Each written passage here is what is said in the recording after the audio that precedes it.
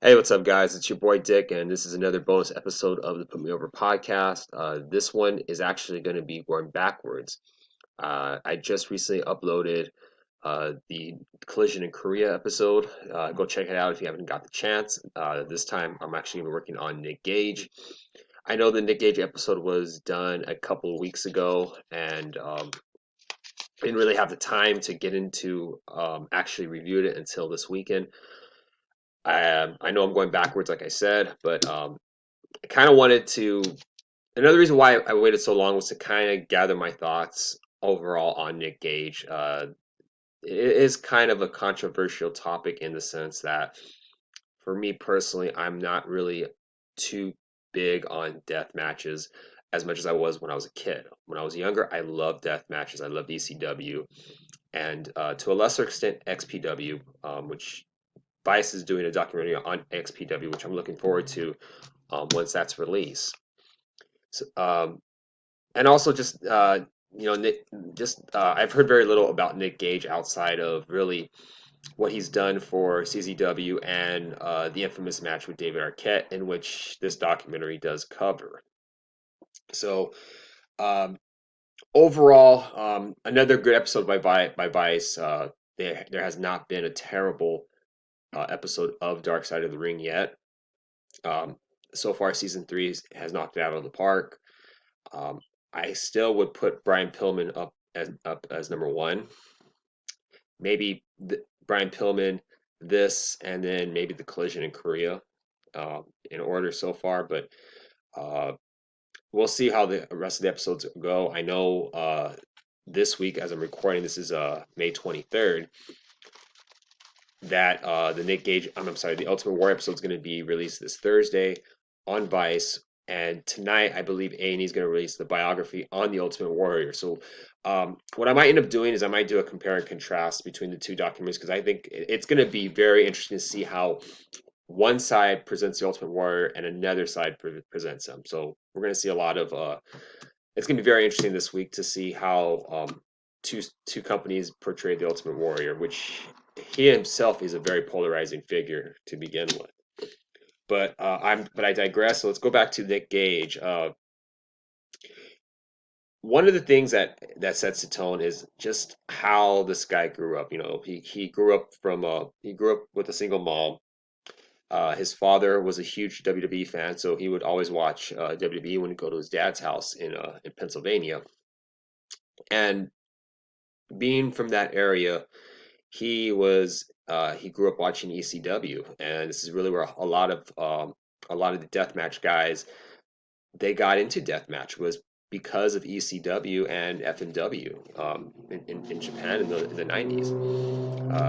You had guys like Cactus Jack, Terry Funk, Onita, Hayabusa.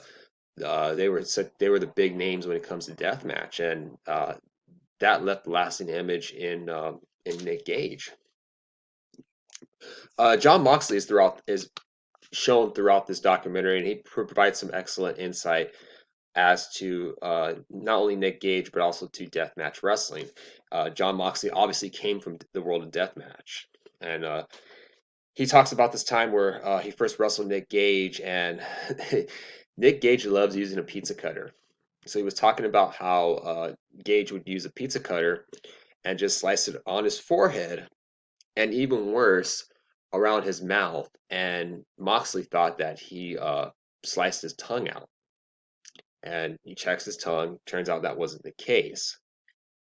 So, but then he explains um, why they do it. And he explains that he did deathmatch for the feeling, and it became an addiction, like just to get that feeling. And it became an addiction. And addiction is a theme throughout this episode. And you'll see later on as to why that is the case. Uh, they talk about the infamous GCW. Actually, speaking of which, speaking of John Moxley, he was throughout this documentary. And last month, he made an appearance at GCW our spring break over WrestleMania weekend to challenge Nick Gage. So there was a little bit of foreshadowing involved. Now that Moxley is really outside of the WWE universe. He can kind of do whatever he wants as long as Tony Khan approves. So they're going to go ahead and pick up back from where they left off years ago. Moxley versus Gage happening very soon. I don't know how soon. I don't know if it's going to be in GCW or if they're going to bring him onto AEW. That could be a possible scenario, and that could gain more exposure um, for not only Nick Gage but also for GCW in general. So we'll see how that turns out. It's going to be very interesting to see as the months go by. So one of the first matches that they talk about is the Deathmatch finale that CZW had years ago, and in the finale it was Nick Gage against Thumbtack Jack, and Gage talks about the story of how he was Irish whipped the um, into the ropes, and the ropes were basically filled with lighting tubes. And as he was going through the ropes, he took it at a wrong angle, and it sliced basically right here in his chest, armpit area, where it looked brutal. It looked nasty. And as the cameraman zoomed in on Gage, you can see the blood just gushing out and just how deep the cut was. It looked bad. It was one of the gnarliest it was one of the gnarliest cuts I've ever seen in professional wrestling. And what made it even scarier was, well, there's two things that made it scary. Number one, Gage wanted to be taped up and go back. Everyone talked him out of it, and rightfully so, because he lost a lot of blood. He basically sliced his artery, and that's why he was gushing so much blood. And second, it got to the point where he flatlined. He flatlined for 7 minutes. He was dead for 7 minutes. He had to be airlifted to a local hospital, or as WDB likes to say, a medical facility. But it's a fucking hospital. He had to go to a fucking hospital. They had to be airlifted because the ambulance could not get into the area in which the event was happening. So he had to be airlifted. Uh, he was lucky to be alive, just due to the amount of blood that he lost. And it was definitely one of the scariest wrestling accidents to ever happen. Uh, but that is just brutal. And at the same time, you just realize just how deathmatch is just you can make one bad mistake and things can go south really quick. And luckily for Nick Gage, he's still alive. But there's more about these incidents as the documentary goes on. Brett Lauderdale, he was a former CZW official who ended up founding GCW. Basically, GCW, Game Changer Wrestling, became the heir apparent to CZW, just like in the way that CZW was kind of like the heir apparent to ECW and to a lesser extent XPW. CZW did wrestle a lot in the old ECW arena, so they could kind of claim the title of being like the heir apparent. But anyways, going back to Mr. Lauderdale, he's shown throughout the documentary. He's basically one of Nick Gage's best friends, and he has a lot of perspective as well as far as Nick, because he would frequently talk to Nick, and you can see like he's one of the few people that Nick Gage does trust. As I mentioned, they go into further backstory with Nick Gage, how he grew up as a single mom. They talk about like the love of the business and why he became involved in deathmatch wrestling. And he talks about how like the pain is real. Yes, it's fucking real. Like you can see it. Like there's no way to go around faking the injuries. It is all 100% real. And you could tell this guy was in so much pain, and for obvious reasons. So he was not very shy about not only the amount of damage that he took, but he was not shy about his addiction. And he would frequently be consuming painkillers just for obvious reasons because of the fact that he was in so much fucking pain. But as his addiction to painkillers, especially with Oxycontin, got worse, it became an expensive habit. And most frequently, when people who are addicted to Oxy, they go to heroin. Heroin has the same effects as Oxycontin, but they can get it at a much cheaper price. So Nick's addiction became much worse, and his life was spiraling out of control fast. Around the same time frame, he talks about how him and his brother had a falling out. They wrestled a match in CZW, but it became like a 2 minute squash match. Basically, uh, um, Chris is Nick's brother. I believe he was Justice Payne. 2 minute squash match, pins him. You could tell something was wrong between the two, and that was the beginning of them two having a falling out. And they haven't spoken. They had never spoken up until the end of Chris's life, in which they do talk about more in detail as the documentary goes on. But yes, but Nick's life was just spiraling out of control, and the breaking point for him was when his mother passed away from breast cancer, and not having his brother, not speaking to him at all, losing his mother, uh, a drug addiction that was just spiraling out of control. Uh, Nick felt helpless, so he uh, he ended up crashing at Brett Lauderdale's house, unbeknownst to Brett, because Brett was out of town. And as he comes back, he finds out that Nick was sleeping on the floor with his girlfriend. So, uh, so he kicks out Nick, rightfully so. Nick, not having any sense of direction, felt the only way to solve his problems was to rob a bank. So Nick talks about him going to a bank and robbing the bank.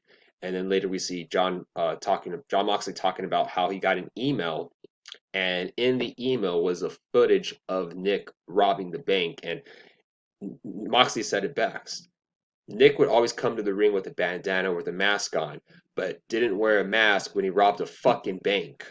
And just the irony in that scenario, in that situation, was just it was unreal. Of course, Nick had had a warrant for his arrest, so he decides to go to Atlantic City and decide. Well, before he does that, he goes back to Brett's house, tells Brett that the money that he had was, or he found, was due to him robbing a drug dealer. Brett knew better because they were crisp, brand new $20 bills. He knew he robbed the bank. So as he leaves, him and his girlfriend decide to go to Atlantic City, as that was the only way to really. He figured, like, actually, he figured, I'm gonna ball out. I know I'm gonna go to jail. I might as well have some fun. I'm probably not going to see this type of money again. So him and his girlfriend ball out to Atlantic City, and every day, Brett and Nick would be in contact with each other. And Brett would ask Nick, "Are you ready to turn yourself in?" No. Okay, fine. Next day, ask him the same question.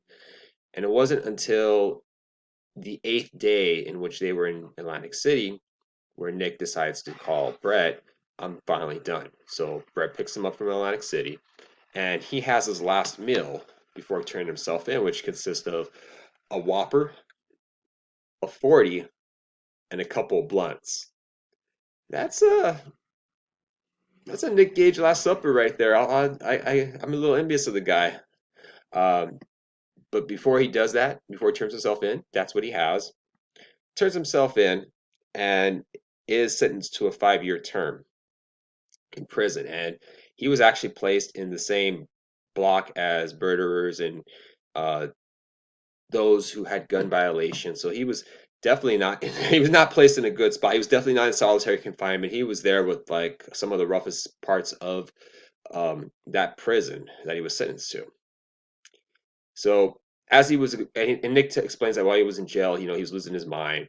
But the one thing that kept him sane was not his brother, because him and his brother were not on speaking terms. His brother did not visit him, as Chris felt that, why should I spend my time with a criminal? Like, you're a criminal, you're dead to me. But it wasn't his brother, but it was the fans. And he would be getting hundreds of fan letters sent to him almost on a daily basis. And that motivated him to turn his life around. So he was released in 2015. Unfortunately for him, he violated his parole. Appeared that he failed a drug test by using fake urine. Uh, Brett believes that there might have been something else in addition to that. But for whatever the reasons it is, Nick goes back to jail, and he ends up being re-released in 2017. So we fast forward to 2017, and it's a different scene. GCW is now on its full legs. It's pretty much the dominant deathmatch wrestling association in the United States. So one of Brett's main priorities was to get Nick back into professional wrestling, to have him become the star of uh, of GCW, and he had a huge fan base, and he named his fan base MDK, Murder Death Kill. And I didn't know this at first. I didn't know that MDK was what he called his fan base, and I thought it was a gang he repped. Considering how he grew up, that's what I assumed. But now I realize MDK is basically like his clique, where he calls his fan base, and the fans are rabid. They love this guy. So and I think Moxley said it best, is that Nick finds a way to connect to the audience. And that's something that you don't see a lot in with many wrestlers. And he kind of made a comment saying that if Vince McMahon saw what Nick would do to the audience and how he connects to them, that he would pick him up in a heartbeat. I think Mox has a point to an extent. I think he knows how much Nick connects to the fan base, and you need to have that connection in order to establish yourself and to really become a star. Like, what am I doing? How am I going to connect to you? Is the question. The thing is, though, does WWE, and then that's a problem that WWE has, and I think to a lesser extent, maybe AEW, but definitely WWE has a problem with its wrestlers connecting to the fan base. Now, what's been going on the past year, it's I'm going to give them a pass because, of course, we're going through the middle of the pandemic, so it's really hard to connect to a fan base when there's no audience. But even before the pandemic, WWE has had issues with its wrestlers connecting to the fan base, and even with some of the wrestlers being a bit condescending toward the fan base. But I digress again. So, uh, toward the end of the documentary, this is where we get into like the really, I think where a lot of people know Nick Gage from, and that is with his match with David Arquette. Uh, tie-in, if you have not seen You Cannot Kill David Arquette, I recommend it. It is it's an excellent documentary. You have David Arquette, Jungle Boy. I'm trying to think of a couple others as well, but really good. It talks about how David Arquette wanted to redeem himself after the debacle in WCW, and he even mentions like, yeah, I was a WCW champion, but I wanted to redeem myself because I I felt that I needed to be I need to redeem the business. And you can tell with Nick, he loves the business. He loves I'm sorry, with David Arquette, he loves professional wrestling.